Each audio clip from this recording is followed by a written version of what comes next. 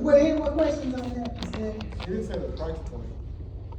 You didn't ask. He wants to know pricing. We'll be listing around $499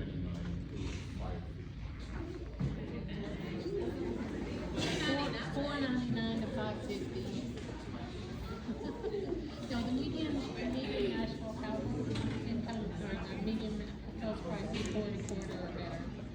All right, okay, so now the presentation is gonna be regarding this, Cato Road area. And, oh, we have handouts? Okay, it's not gonna be a handout for everybody, now, yeah, you're gonna have to share, now only 35? Okay. All right. Okay, and if you would, let him do his presentation, and then after the presentation, you can ask all the questions you want. You can ask your questions. All right.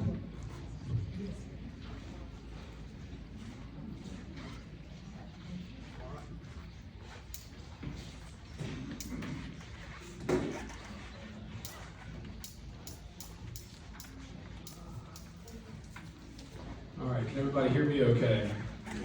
All right, thank you, Council Lady Kimbrough, for organizing the meeting this evening. And thank you to the folks at the Ivy Center for hosting, certainly appreciate it. This would be the third time I'm presenting the project to District 1. See some familiar faces, see some new faces. So my name is Henry Menge, and developer looking to acquire the property for the proposed project. So what I'm going to be showing is updating some of the things that have occurred, some of the activities since the last meeting on March 26th when I presented, and then, you know, frankly, just looking now at candidly where we are with this, and just two different potential versions to proceed. So we'll get into this here now.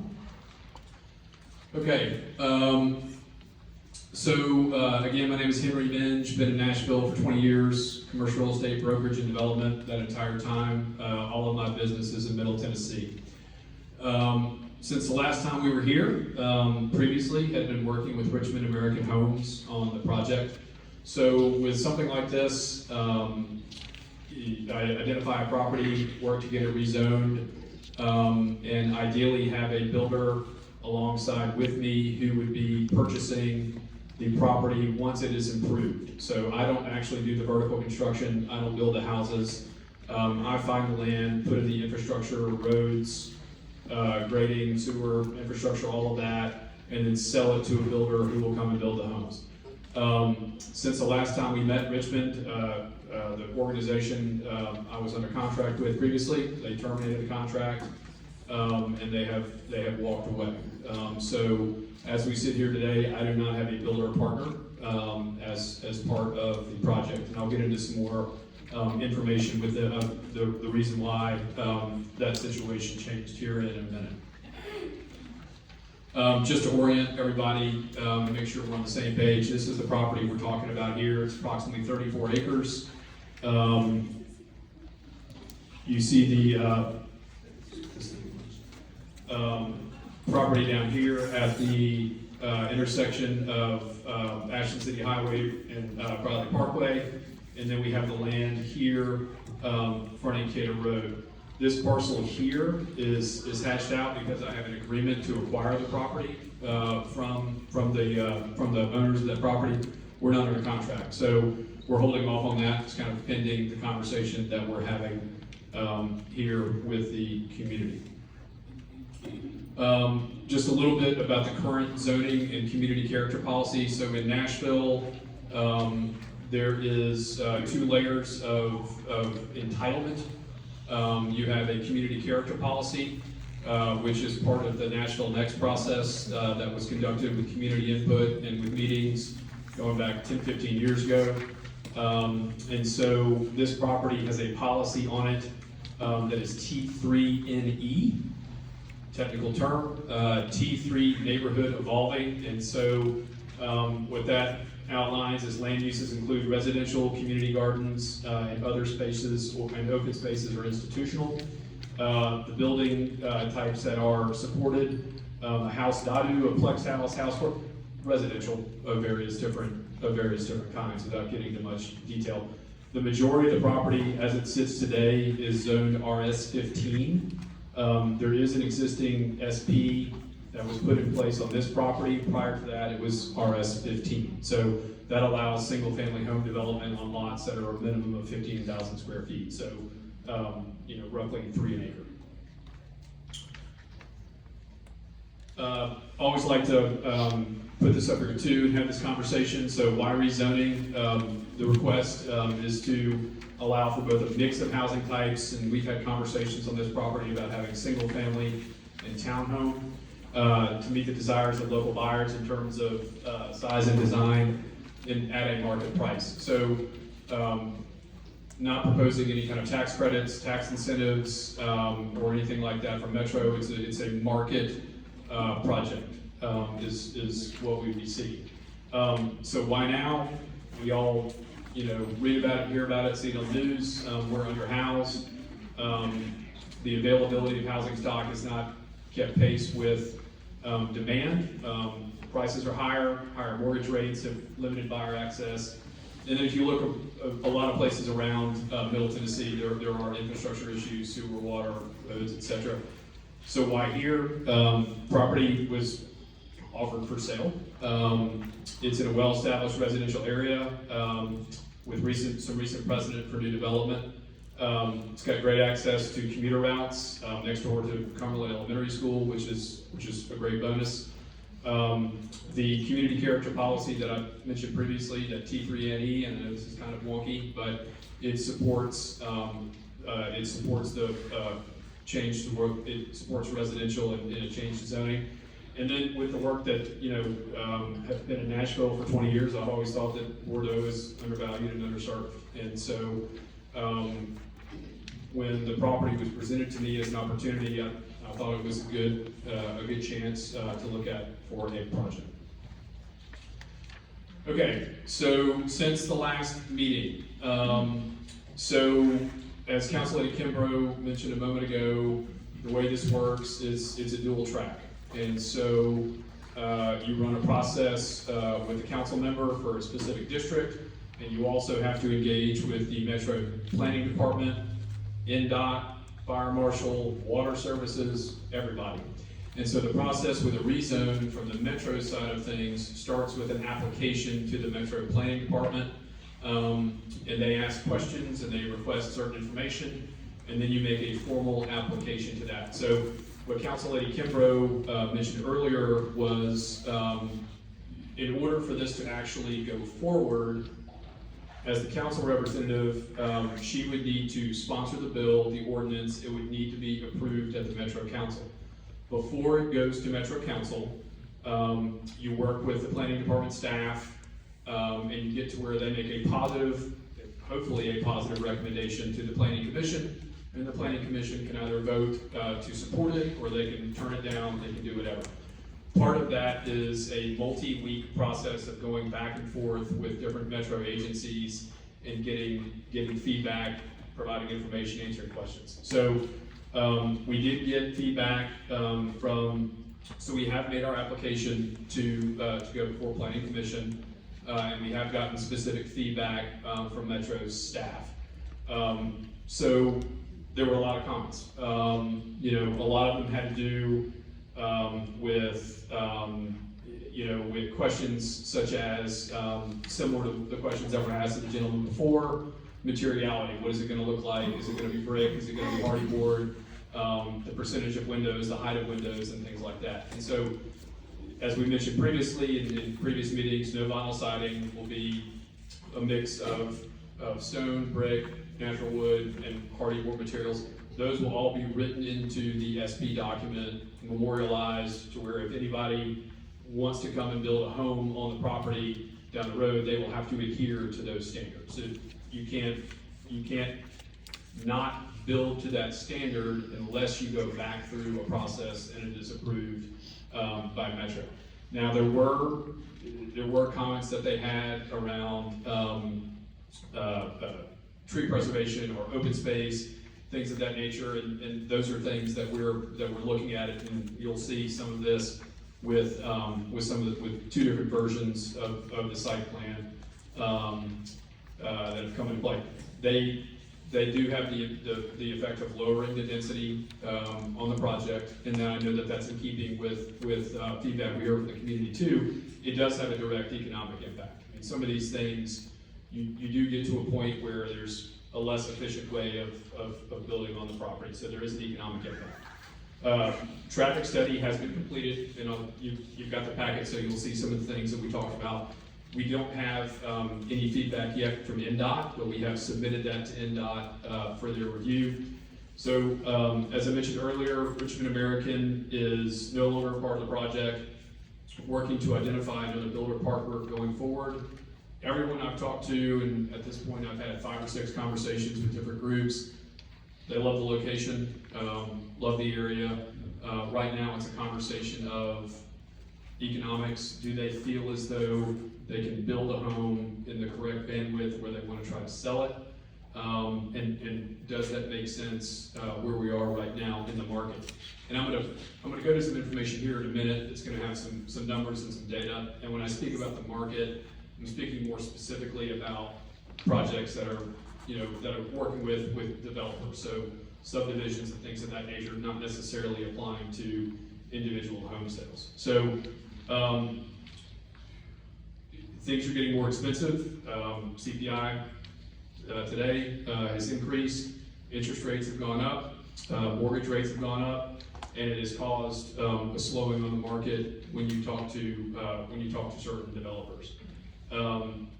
It's also this softening the market has also caused home builders to focus on building to focus on certain types of properties. So a preference for single family versus townhome, and then they're discounting homes. So where they may have gone into a project thinking they could sell a home for $500,000 or $400,000 or whatever it is, now that you're seeing interest rates and mortgage rates come back up, they have to sell that home at a higher price, which makes it, or excuse me, at a lower price, which makes it more difficult for them and for me to evaluate new projects going forward. At the last community meeting, Council Lady Kimbrough asked me to massage the plan and to help address concerns over the density of the project. So it explored a lot of different options. You're thumbing through the book, so you see we've got kind of a range between 150 and 194. First version we talked about was north of 220. Second version we looked at was 212. And again, this is 34 acres. So we've got a fairly sizable piece of property. So just as we talked about the math situation the last time I was here, it makes it difficult. I mean, with costs going up, if the builder is trying to hit a certain price point, and the price point that we've talked about with the different builders between $500,000 and $600,000 for these single-family homes, square footage between 2,100 and 2,800 square feet, something in that range. That's kind of where the market starts to shake out. So the lower the density, which completely understand, it does raise challenges from an economic standpoint, and that's just the reality of it.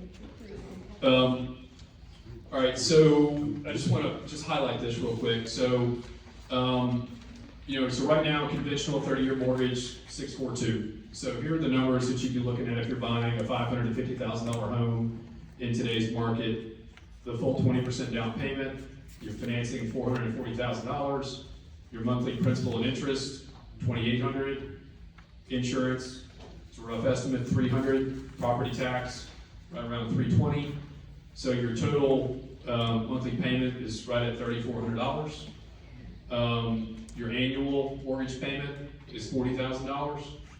And so if you are using the metric of roughly a third of your income or a third of your income going towards those shelter costs, that's a household income of $135,000.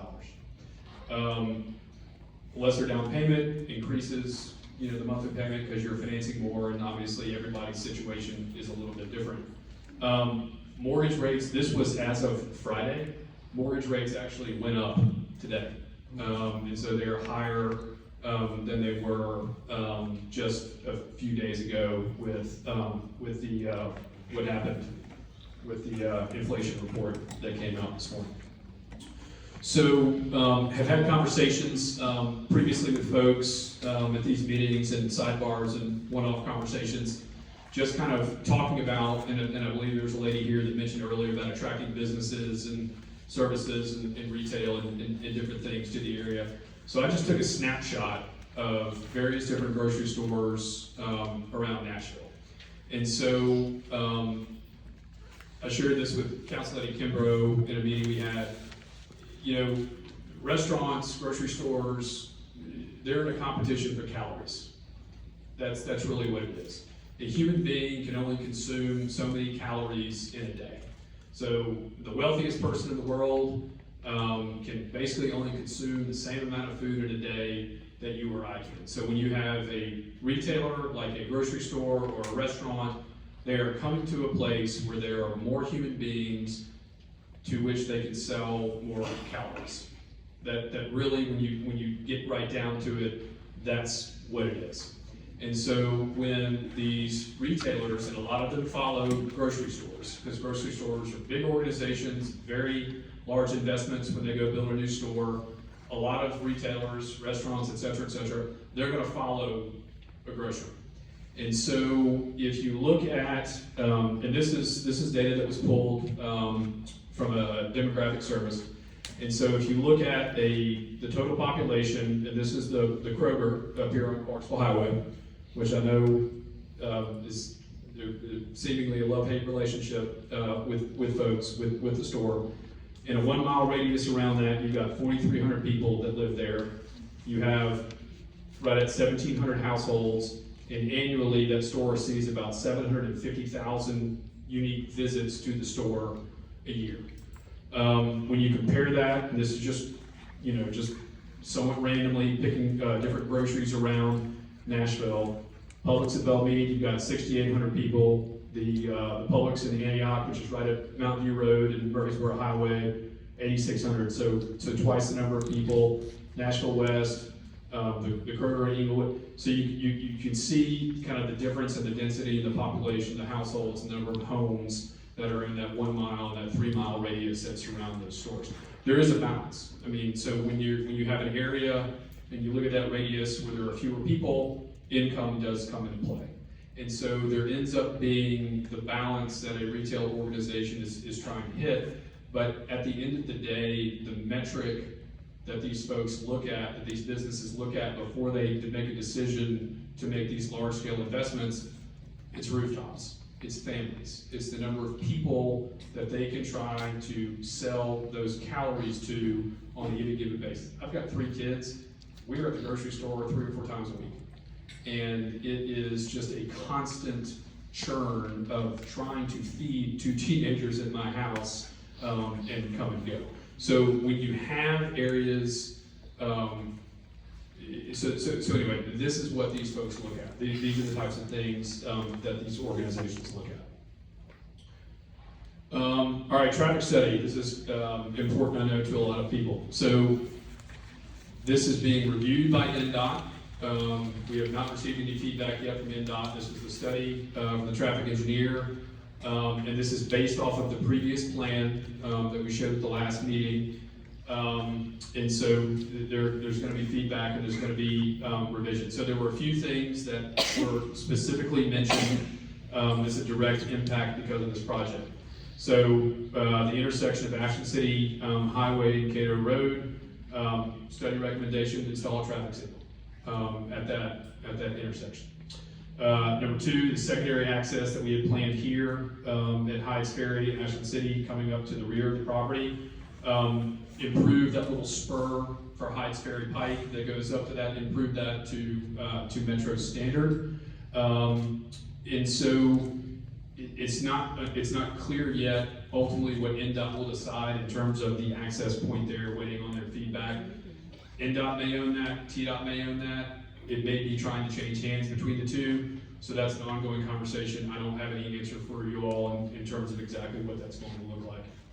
The other recommendation was adding a center turn lane here at the entrance in front of the property from on Cato Road.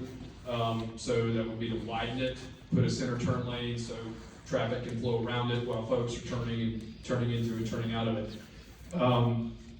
Need to look at the feasibility of that because you've got the creek on the one side, on the east side of Cato Road, and whether or not you actually build on that side, and then what would that look like if it were to actually have to move the road. Not sure exactly what that would look like yet, but that's a conversation ongoing with NDOT.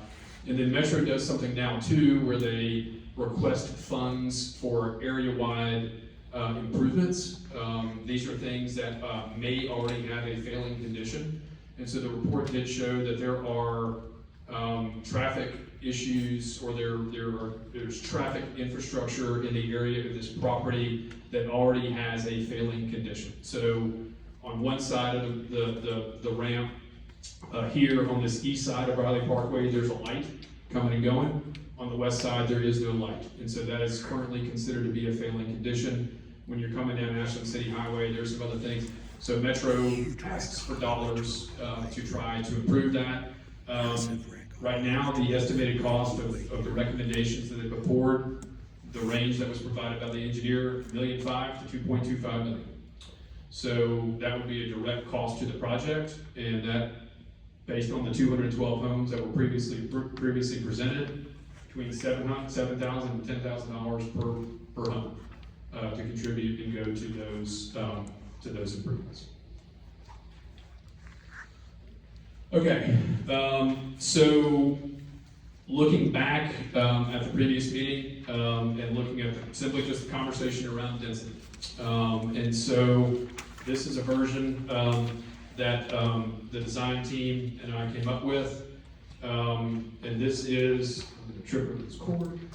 This is a reduction from 212 down to 194. And you still have the single-family homes on the Cato Road frontage.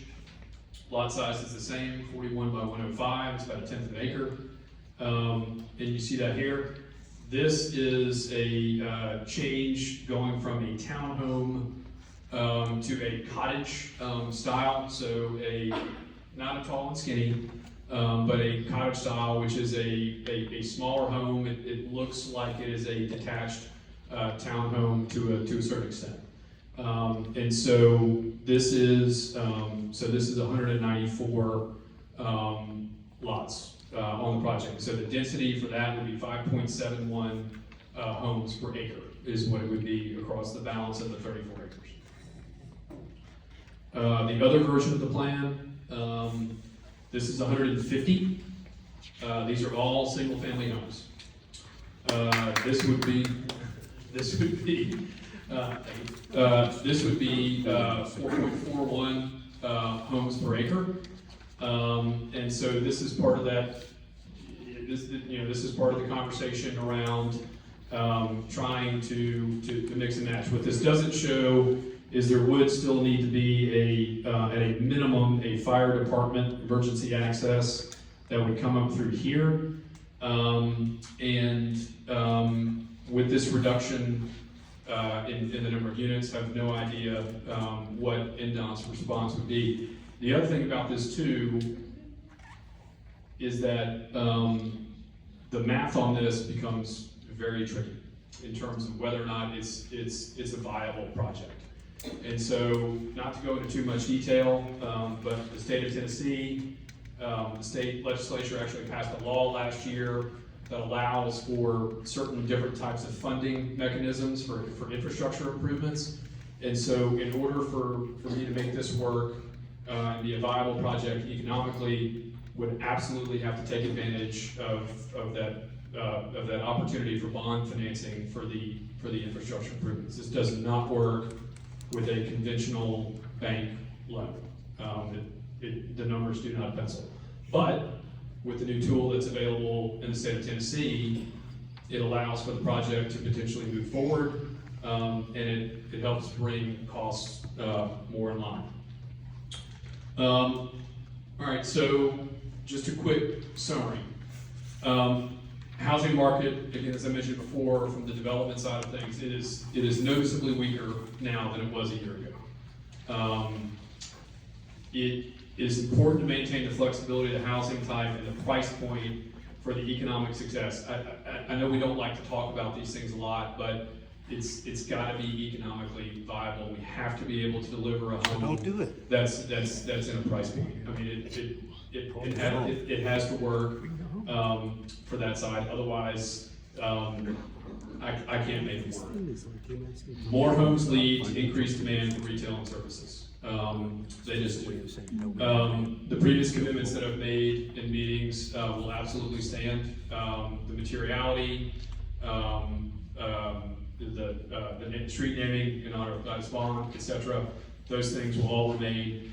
And then, regardless of the ultimate amount of density of the project and what the recommendations are for NDOT, we'll make it a commitment to fund the traffic light at Ashland City Highway in Cato Rd. So if 150 homes is where we land, and Metro says you no longer need the traffic light because of that density, we'll go on and commit to the funds to put in the traffic light.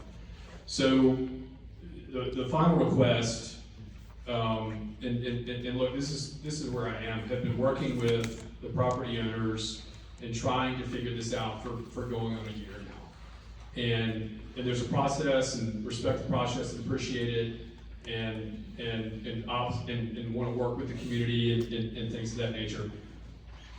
It's at a point where, with the market the way it is, and having to work with planning staff and having to work with the community, it's all part of the process. But I mean, candidly, I need one of those things to clear and to get some approval out of fairness to the property owners. And so if this is not something that is going to proceed at this point, if we're not going to get to a point where there is some level of consensus, then I will have to pull back, and I will have to walk away from the opportunity. And that may be what some people here want, and that's entirely fine, and I understand that. But have really been trying to figure out a way to make this work, and it's gotten to that point. So with that, I'm happy to answer questions and talk further. Councilman Kimbrough, do you want to call on folks? You want me to call on folks?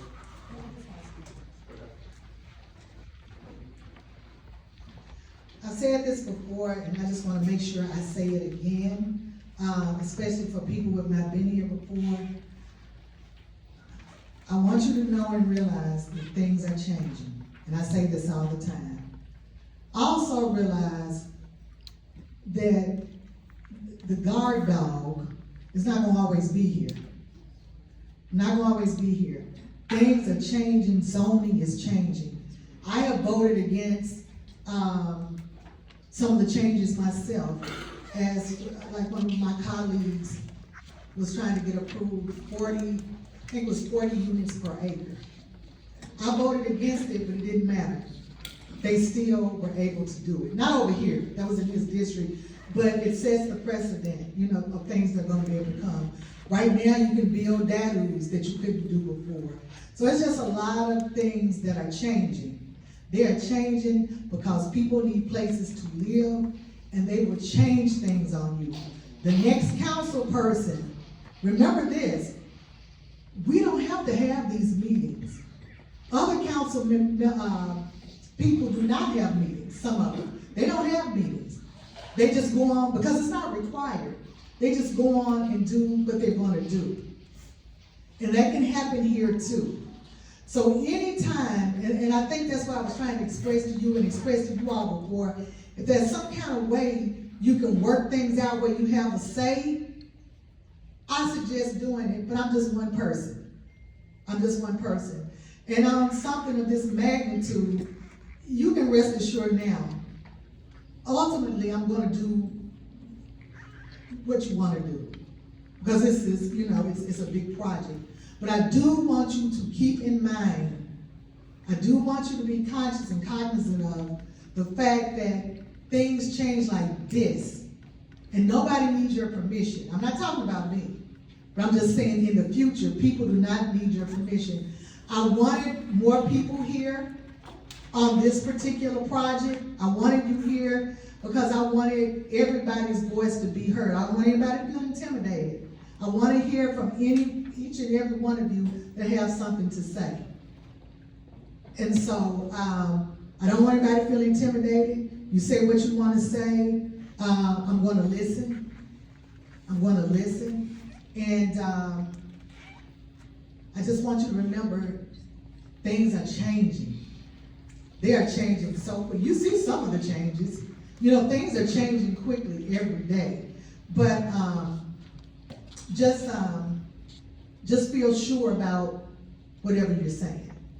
Make sure it's something you're going to live with. Okay, that's all I'm asking. All right, so questions? Yes. Oh, and you know, I'm coming to you. All right, I'm sorry. Well, I certainly, Smith Curry, Cato Rd resident for 23 years. I appreciate the desire for housing density and nicer shops on Clarksville Pike or whatever. Although the Bellmead Kroger did just close, right? So I guess, but this is the latest proposal for that part of Cato Road, and there's just no good way in and out of there. There's just not. And the school is right there. And me driving here just now, there's a huge wreck on Highway 12, right by the Briley. There was like 4 fire trucks and 3 ambulances. It's just not possible. Look, they don't even know if you can do that Highway 12 entrance or not. I mean, this thing's kind of harebrained top to bottom. And you come in here and ask for our sympathy because conditions are hard with mortgage rates being up and blah, blah, blah. I mean, come on, man. This is not a viable project. It's not in the spirit of Cato Road, where most houses have an acre. That's just the traffic. There's no way to get that number of people in and out. It's just not possible.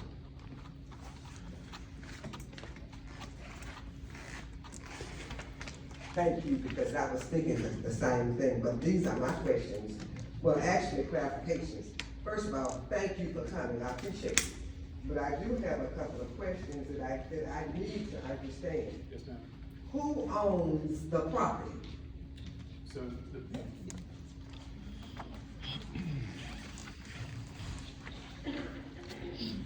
So I do not yet own the property. I have it under contract to purchase. So the property is owned by various different families who have lived there for different periods of time. Live there where?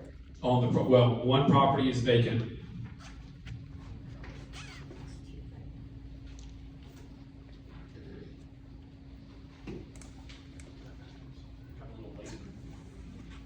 So this is vacant land, home here, 3 homes here, and a home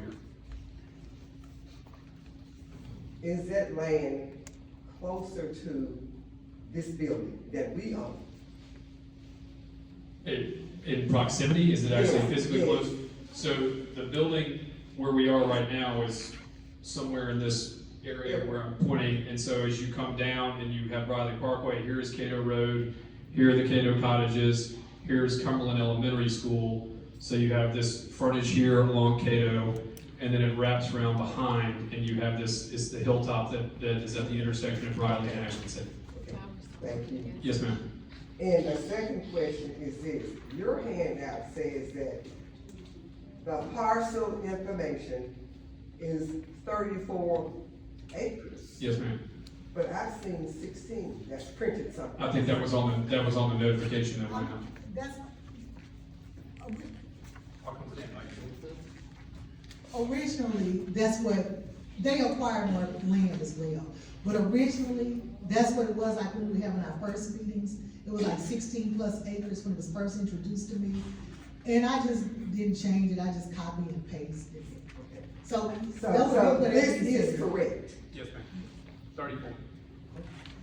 So this parcel here is about 8.5, 9. This is about 8.5. This is about 12, and this is about 4. Thank you. Yes, ma'am.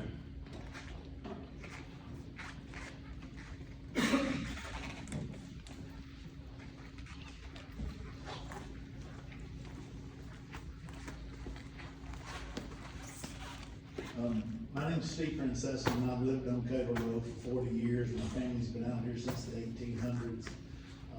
Seen the development, seen everything change quite a bit.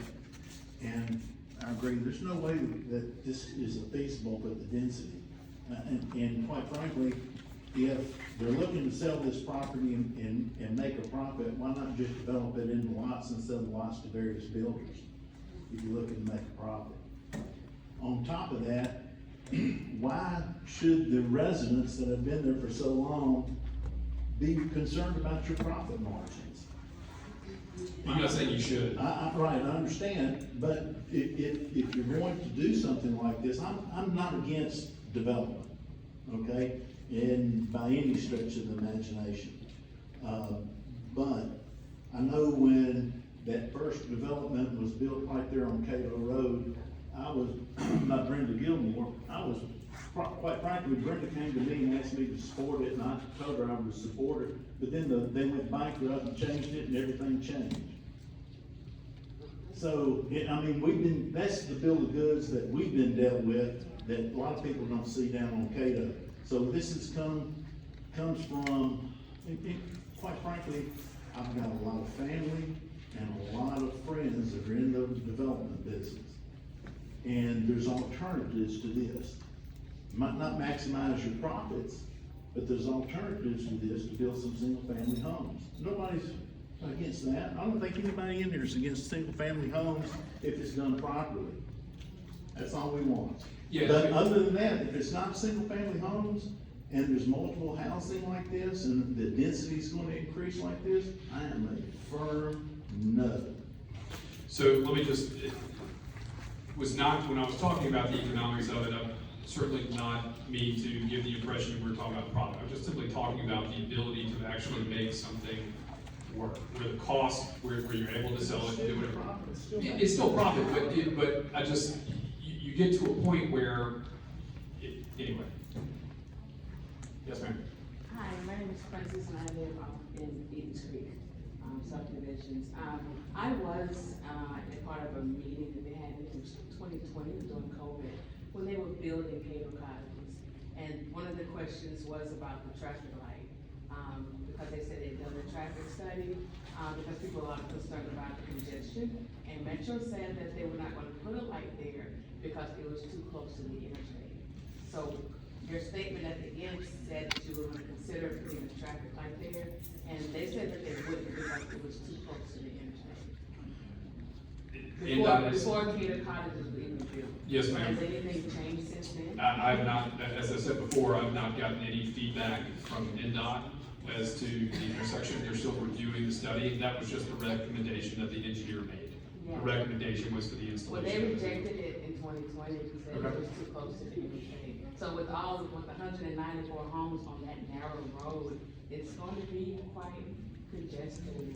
And we already have speed bumps on Cato Road. I don't even drive on Cato Road anymore because of the speed bumps. I go to Edens Creek. And it's 194, it's going to be. Understand, thank you. And as far as the decision to put a signal in there, I mean, there's one at the ramp, so I would think that, Yeah, that's when they said they were gonna put it, and Metro said no traffic light. okay.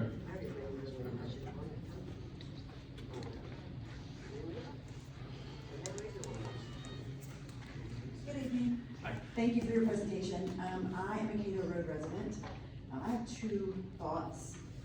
One is addressed to you, and maybe you know the answer as well, but there's already a clearing of land behind Cato cottages. Do we know what's going in there? Phase 2 is Cato cottages. Phase 2, so there's more density. Okay. The second is, no one's really addressing the school. There's not a school zone, there's not a crosswalk, there's not a kids crosswalk, and you have to go in oncoming traffic to get around the school zone in the mornings and in the afternoons. I know that widening the road is probably not a possibility because of the creek, so that concerns me if we're gonna have 190 residents trying to get out past the school. Probably more than 2 people per house, right? 3? So that's just something to think about with the school. I mean, it's a concern already with the current residents. Sure. It will increase. Got it. Okay, thank you.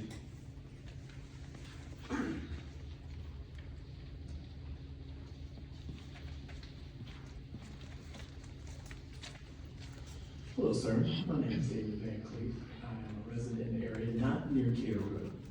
But I have a question. I enjoyed your PowerPoint presentation. I particularly woke up when you spoke about calorie intake. Well, after having a calorie intake, you're gonna have there's gonna be some trash. All the developers are looking at our region because they've built out pretty much everywhere else, and now they're looking here and they're getting happy. They got big eyes, and we're looking at profit margins. But what is being done to address the trash issue? Because our landfills are close to capacity now. So have you guys looked at what's the next step? You build out 150 here, we build out 150 there, we put another 600 over here, and now we exponentially increase the trash issue. Where does that trash go? I don't have an answer for you. That's something that's managed through Metro in terms of trash collection and where they have contracts and landfills and deposits and things like that. I have no idea. But, you know, part of what goes into this with permit fees and with increased taxes and things of that nature that come with the addition of homes, theoretically, that flows to those services where Metro finds out those things and it comes up with those solutions. I have no idea about increased capacity of garbage.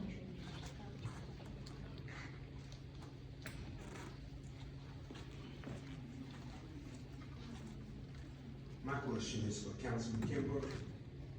Phase 2 of Cato Cottages, will they spill out onto Ashland City Highway, or will they still have to go through that same? They just have one entrance now, and it's gonna be like 30 cottages over there. So will they, to your knowledge, will phase 2 have direct access to Ashland City Highway, or will they all still have to come out that side entrance onto Cato Road by the church? I'm not sure. I think what you're saying though is correct. I think. They won't have access to. No, I think what you're saying is correct. That, I think that was a problem about that Ashland. Well, it was with the first phase. Yeah, they said that they were not able to make another road for the second phase, that they all was gonna come out into Cato Road. I think, but I'm not sure. That's not me talking. I'm not certain. I know the phase 1. I'm kind of familiar with that. But I'm not sure about phase 2. Gotcha. Because I was just gonna say, if that is indeed the case, then But I wanna make that sure. compounds the problem. I did not zone that. Okay. All right. Okay, got it. I'm just curious, because when you're talking about the cost factor, have you been, is it Fairmead up on the hill with the nice big houses? We have a street called Fairmead. It is the creme de la creme of the neighborhood to me, aside from Enchanted Hills, which all of our area, in my opinion, is nice. We have the best built houses, in my opinion, in the city. They just might need a little love, but they're well built.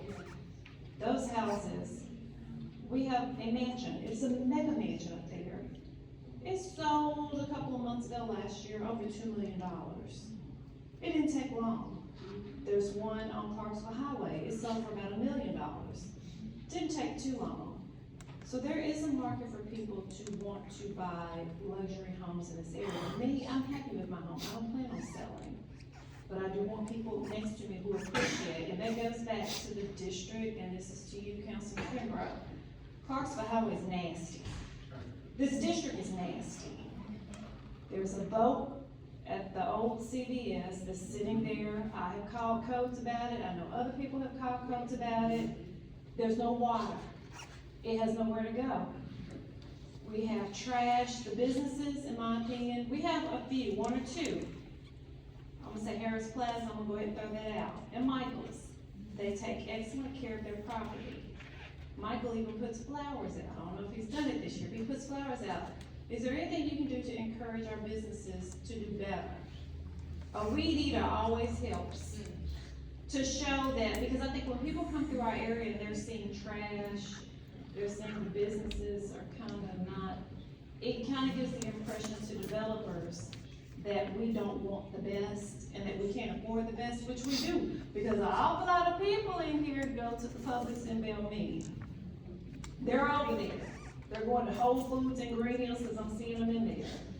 So when you're talking about, you kept focusing on the income, and I kind of felt like I was sitting in economics class, and I'm pretty good with my finances. So, there are people who will buy homes that you could lower the density and make a profit, but I think we're still dealing with redlining. It's very hard to dig out of it. So like I said, I want some nice houses in this area, but I'm not sure if you've kind of really seen the houses that are considered great, like in Enchanted Hills, that are big, that are selling.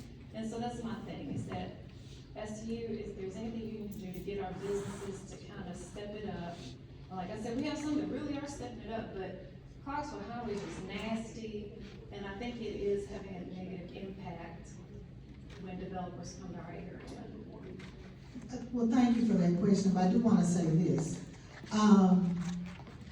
I think I've been doing pretty good responding to constituent concerns. I know, for instance, now the car wash that was an eyesore that was next to the little barn is now gone, where there was drug activity, a lot of activity. That's gone. Ms. Donovan, I know that you don't like the little benches. Oh, I hate them. I tried, okay? I hate them. And you got rid of one for me. And so, Thank you. and which wasn't even in my district, but Thank I you. did it Thank because you. it was bothering you. Yeah, 'cause I was gonna go collect Yeah, them. but, yeah, so it was right on our district, but I tried to do that. For those of you that don't know, over in the Buena Vista area, there was a brick sign there that was knocked down. Somebody hit, that was one of the first complaints when I first came in, about this brick wall that had been knocked down. I requested, because I couldn't get Metro, I learned very quick that everybody passed the buck. Oh, this is private, oh, this is that, this. They give me the runaround. They give me the runaround. So, you know what I did? Where is that man? Is he still here? I asked the gentleman, there you go. He fixed it. He fixed that sign that was on, over in the Buena Vista, Kings Lane like neighborhood, that brick wall that was knocked down. So when I can't get Metro, I'll just start asking other people, will you do it? Would you mind doing this, fixing this, doing? So I do what I can, but we gotta remember, this is the largest district and everybody's issue is important to them. When you all wanted the legislation passed about the dumping, and I know they're still doing it, we did go step one, and where I could legally make a complaint about people who get grading permits and instead turn them into landfills. We've been making some look, but I have, people call me all the time. And I'm not gonna tell you about the lady that called me before I came here, she may be here, but they call me all the time and want me to, I guess, do a miracle or something. I'm dealing with this same Metro. Speaking of, I just don't want to forget this, and I sent in my email. I'm so proud of the way you all voted, the way you came out. That was so nice. Cathedral of Praise, those that are assigned to Cathedral of Praise, you had the largest voting percentage and the largest raw numbers in the county this last election. You did well. Bordeaux and Dietrich's Chapel, also, they were second and third. I think Denton was second. Bordeaux Library was third. Those that are assigned, I'm not talking about where to vote, I'm talking about wherever you're assigned. But they did, it's still not great. It's not great, but they did the best in the county. And I say that to say, when you vote, people will listen. They'll know you're a force to be reckoned with, and we're gonna have to take that more seriously. Because I don't like the way sometimes Bordeaux's just left. We fought them bringing the Titans dirt. You remember that? Make sure they didn't dump that. We're always having to fight about something. So I'm trying, I'm working, I'm doing what I can. And I know everybody doesn't understand. That's why I'm the one sitting and typing your emails to make sure you know everything going on, when the winter storm's going on. That's me. But no, I don't have time to tell you what happened at every meeting about the zoning. Unless it's something big, and I might say, hey, I'm not doing this, or I am doing that, or whatever. But most of the time, we just pretty much turn everybody away, for the most part. So But, no, I don't have time to do all of that, but I do what I can. I am working, and I did stop cease my law practice. This is a really good lawsuit, a really good case, and something that I just can't turn away. But other than that, I don't go to criminal court anymore, they don't see me. I have stopped my law practice to serve you, so I am working, even sometimes if you don't know or you don't feel like. Okay, Ian, sorry. I just wanted to ask a question about the traffic study. Your report says that there were recommendations and things like that. And I also kind of got from your comments that there were some stipulations, like you cannot move forward with the project unless PennDOT says yes and TDOT says yes and all that stuff. Is that correct? So they'll put certain conditions on it. And those conditions include the stoplight at Cato and Ashland City Highway? If they accept the recommendations of the traffic study, then yes, that would be what a requirement would be. Okay. The traffic study, does it recommend signalizing the Hydes Ferry exit also? The southern exit that and exits right onto the dirt? Right there? Yeah, exactly. No. Because when you have people coming off of Cato and they want to head south on Briley or north on Briley, they're going to have to come and head north right there, and you're going to have traffic coming out of there crossing through the traffic. No, I hear you, but that was not one of the recommendations. Okay, but was that because that is, the provenance of that strip of land is uncertain? That NDOT's like, well, we don't know, we can't comment on it, so we'll kick it to TDOT, or is it just they didn't care? Or like, why don't they address? I think it has to do with the overall volume that would be proposed to be coming out of that. And that would be my next question. How many cars did they say did they model for this? I've got it in the report, I can find it, I can get you, I don't have it off the top of my head. Can you share that report? Sure. Awesome, that'd be great, thanks. Well, it's been submitted to NDOT, so it's public record. Oh, how would one get the public record of submissions to NDOT? George? Who was your staff reviewer, you know? It is Savannah, whose last name is. Plan. The project was submitted through planning, so it's available at national.gov maps at development tracker. When you click on it and go to more info, it will tell you who the reviewer is, and you can link directly to email the reviewer of the project and ask for the submitted project and then departmental comments that are going back to the applicant. See, Ian, you could just leave it over next week. I want to put in a pitch for a development tracker. There was a question earlier, how do we know about what's going on? It's very difficult because we don't have a system that promotes like every single thing that happens, except we have a mapping system called Development Tracker. You can go look at a map of Nashville and see every application that's been made, and you can go and see what the plans are, etc. So if you have questions about what's going on, go look at that occasionally. Thank you, and Development Tracker is your friend. Thank you, Henry and Councilwoman. I didn't appreciate that. I think I saw that the plan was submitted maybe the day of the last community meeting, but I understand you wanted to get those wheels rolling. Either the day before or right around. Yeah, like I think it went live, like I went home after that meeting, it was like it was already live on Development Tracker. Thank you for the reduction and in the units, the single family home proposal, there was at least an applaud. To Councilman Kimbrough's point about, her as our champion, we may not have here all the time, and we do not want to take that for granted, Councilwoman. And so the sense that this is a development that's in an area like the other gentleman said, where there's a big suitability issue question here because of access and safety, because of the pattern, the impact to the neighbors around it that have made a choice to live in an area with a quality of life and a character like Cato Road. There just seems to be some very fundamental suitability issues with this project. So it's not necessarily, like some other folks have said, an issue of saying no to new houses. And I understand that there are folks at every D1 meeting that want to see better services and better businesses. And rooftops are part of that answer, but they're not the end all. It's not, rooftops alone will not deliver the services I think that D1 wants. So just the trade-off I think here that we're looking, it just does not seem to math out for the area, the type of proposal that's been proposed. I don't want to take up any more time on that, but that's just my comment, so thank you. Thanks, George. Margie Heston, I'm not a member of this community, but I am a member of Jordan United Methodist Church, and we've been here since 1896. Beautiful church. My problem is the traffic. I mean, we've discussed it many times. But would there be an expansion of Cato Road? If so, it's gonna take part of our property because we're right there at the edge of the road. Of course, I know everybody who buys up there is gonna be a Methodist, and they'll be coming to the house. We own both sides of the road in front of the church. So would Cato be widened for some, or would that be a possibility? That would be a decision that Metro would make. That was not anything in the traffic study that showed up as saying we would recommend a full widening of Cato Road from point A to point B. That was not something that was part of that report. Okay.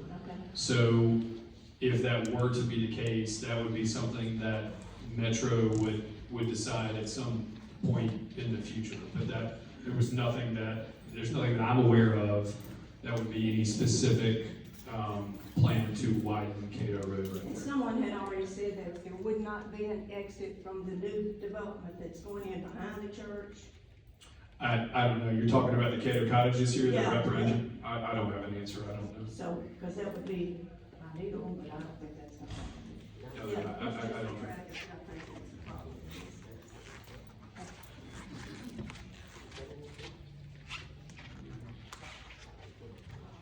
Oh.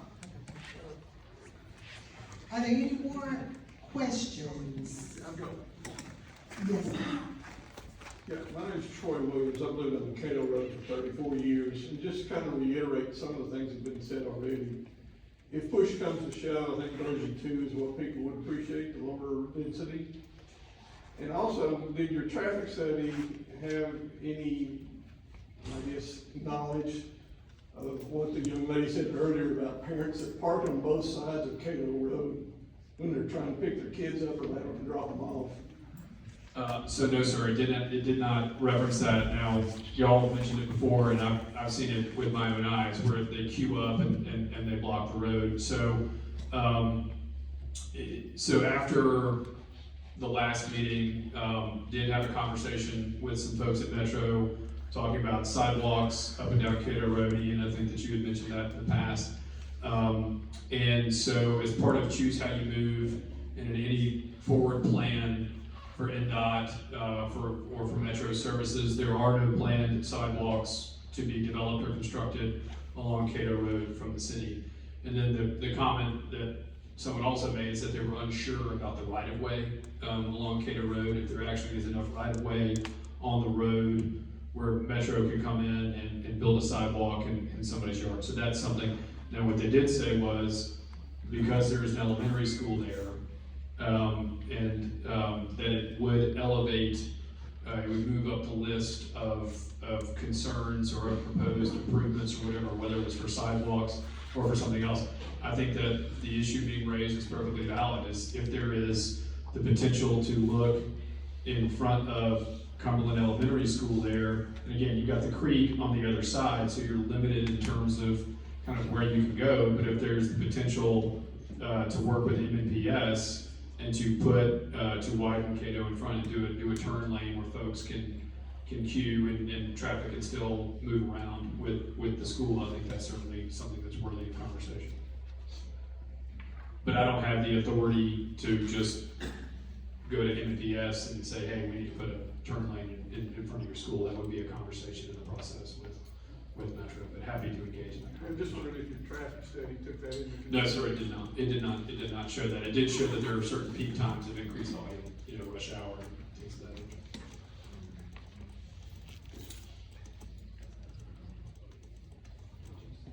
Are there any more questions? Okay, let me get, who in here like lives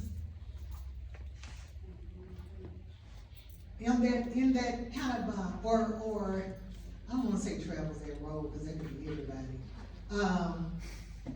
Who lives over there in that area, the Cato, the Jordan Ridge, the, Gilmore. okay.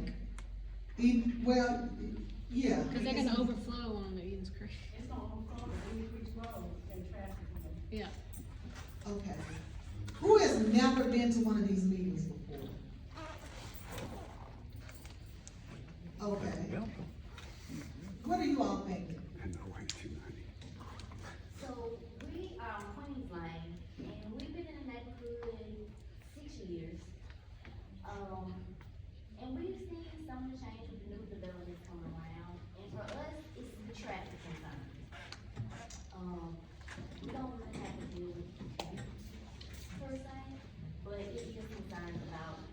traffic and the tax increases? Because since we moved, we have had an increase in our property taxes. I voted against the property tax increase on the council. I just want you to know that. Okay, the gentleman back there with the white shirt. Yes, what are your thoughts? It's hard getting onto actually the highway from East Creek and Dale Road as it is right now. Traffic.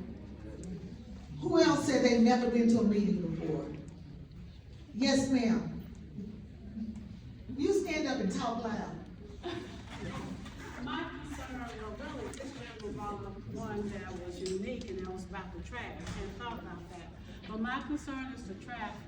You know, when they did the traffic study, did they do it during the peak time? Because if there's a wreck on Bradley Parkway, it doesn't have to be a wreck on Bradley Parkway. Depends on what time you're coming out before 9 o'clock. The traffic is already backed up on Eden Creek Road. So I don't know what time, because my son is an adult, so I don't know what time the school opens. So I'm looking at, that's gonna be massive traffic for Eden Creek Road, Cato Road, and then you have our neighbors coming from, Ashland City Highway. That, to me, is almost unbearable. Okay. That looks like it might be okay. Traffic is already horrible on East Creek Road, trying to get out in the morning, anytime from 7 to 9. It is horrible. After we try to leave home, and I live on the corner of the East Creek and Ashland City Highway, and I have to sit there sometimes 10, 15 minutes before somebody will even let me out. And you can see the traffic as far back as that part of East Creek Road. It is horrible in the mornings and in the afternoons. I've left at 3 o'clock trying to turn to go up Ashland City Highway, not toward the Riley Parkway, and couldn't get out of the driveway. Yes, ma'am. Okay, thank you. Mr. Holloway. I think one of our problems is that, they was trying to get a traffic light at Drake Branch, and they were trying to get one at Cato Road. But what they found out, Ashland City Highway is a state route, and Eden Creek and Cato Road is metro. So it's a conflict between the state and metro. And they talked with the mayor back, and that was for his new mayor, that they tried to install traffic light where most needed. And they are saying that most of the new traffic light that was installed was downtown to cater to the tourism, as if we didn't matter. But Eden Creek Road has a traffic light, flashing light, caution light. It would seem like it would be easy to put a traffic light right there, Eden Creek and Ashland City Highway. So that'll be more easy than put one in Drake Branch and Cato Road. So a lot of times what Metro does is that they don't spend Metro dollars on traffic signal improvements. They look at private sector to provide the funds to be able to do it. So if there's a new project, something like this, then they look for the dollars to come, whether it's for a sewer upgrade, a water upgrade, traffic signal, crosswalk, and things of that nature. So they do have a budget that they do set aside for government-wide, for county-wide improvements, which is probably what he was referring to with the whole starting downtown thing and kind of working out from there. But a lot of times, this is how they advance. I understand that, yes, sir. but that doesn't make it correct, though. No, sir, you're exactly right. You're exactly right. Really quickly, Wait, hold on one second. Look, give me a second, Ian. I'm trying to check these people. Who else has never been here? What do you think, ma'am? What are your thoughts? Only thought I have is dealing with Cato and the elementary school, because I live at Eric, I live in Kings Lane, and trying to get there, before 8 o'clock, have 15 period. But when you're in the line waiting to go into school, cars are getting into the other lane, and I almost had to head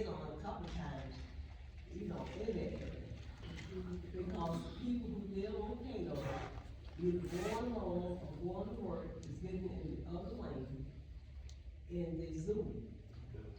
It's bad. Anyone else? Thank you. Anyone else, this is your first meeting? Yes, ma'am. I'd like to hear what you have to say. Will you come up a little bit, or are you shy? You know you kind of look like Gina from Marvin sitting back there. Do you remember Gina? Who's your mom?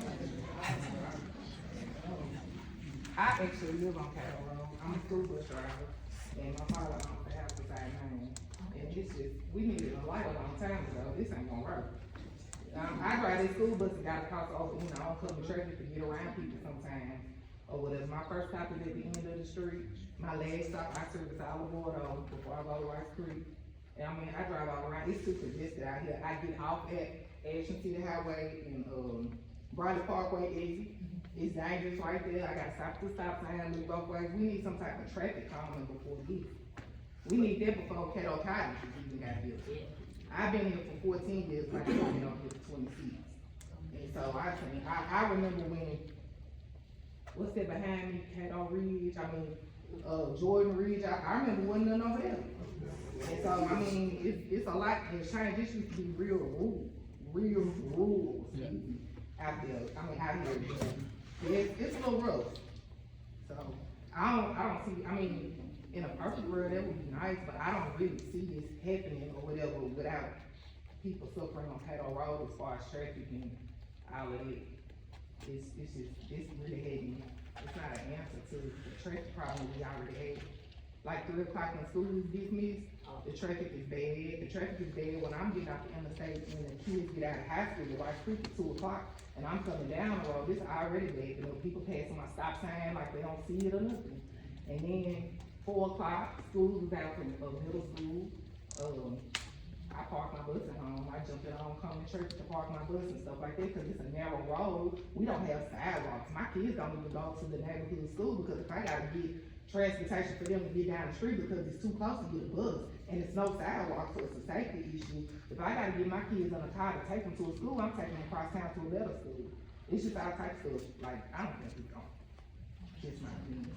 I appreciate you coming too. I hope you come to some more meetings. I will. I hope you send me that email and say add me. Did you even talk about that? To email me and say add me so you can be on the email list. I'll send it to everybody that's new. Email me. You can find my email address. It's online. It's joy.kimber@nashville.gov. It's online. Just look up Council District 1.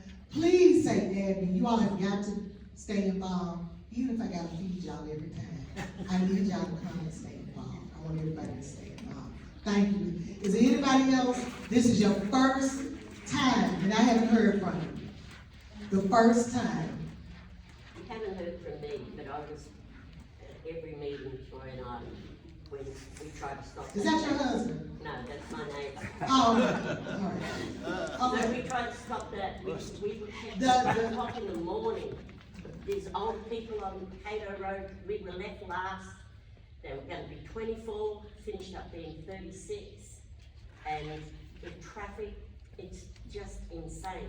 Nobody wanted to give Bordeaux anything but another tip. That's what, we can't get a cut light, but they'll give us tips. Remember the t-shirts, dump on Bordeaux, remember them? Mm-hmm. Everybody remember it? Keep it country. Now everybody wants to move out of here. I remember when I moved from Belgium, they said, you crazy, you're going out to Bordeaux. You know, that terrible place. I said, I can't wait to get out of Belgium. I'm going out to Bordeaux. And I have 3 acres.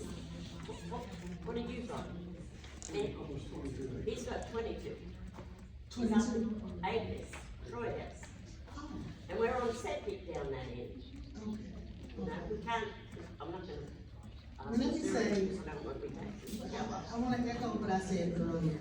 I do think we're going to have some density. I do think we're going to have density to get some of the services that we want. I do think you've done everything I've asked you to do, coming out and everything. I do understand the people who own property, and you have a right. I mean, your property, you want to sell it, it was handed to you or whatever from your parents. A lot of people don't know the property you're talking about right next to Cato Cottages. the ones that they're knocking down and doing what, that was mine at first. And I sold it and then they sold it. So I understand when your parents do something for you and you being able to, you know, do what they intended or get what they intended. I understand that. I really do. And I appreciate, I wanna make sure everybody knows, I appreciate you all coming out and voicing what you think tonight, especially you new people. I'm so glad you all got involved tonight. And normally something like this, I would just, because it's such a big interest, I would go on and send something in an email if it's a big interest like that. But I believe the safety concern is valid. I think that's valid. And the traffic, mainly the traffic, the safety, especially as it relates to Cumberland School, which sits where Jordan used to sit. So, I think I'm not be able to support it. I'm sorry. And I understand, but I've done everything I could. I've listened to everybody, the new people, the old people, not in that. So I just, I'm sorry, but I do know we have a need, guys. We do have a need. Y'all, we're gonna have to do something. But anyway, as to this, I don't think I'm gonna be able to support it. But thank you all. Thanks everybody. Yes, sir.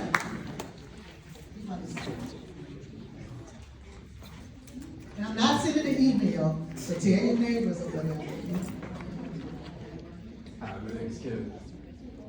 It does seem, I can't say that I have any concern necessarily about the development. Yeah, to your point, there's gonna have to be density. In terms of the traffic issue, I guess that would be the biggest concern that I've got. If I'm getting off of Bradley Parkway and I'm heading into town, going past Cato Road, folks are normally accelerating at that point. So I don't see how a light can be put there. Now, I did see on the map there, I don't know if there's any access to the north or up on the proposed development up Cato Road. I don't know what the feasibility would be in terms of maybe putting a ramp there, an access ramp. From Bradley Park. I don't know how to fight another day. It's already congested. You've already got cars parking there and queuing up for school.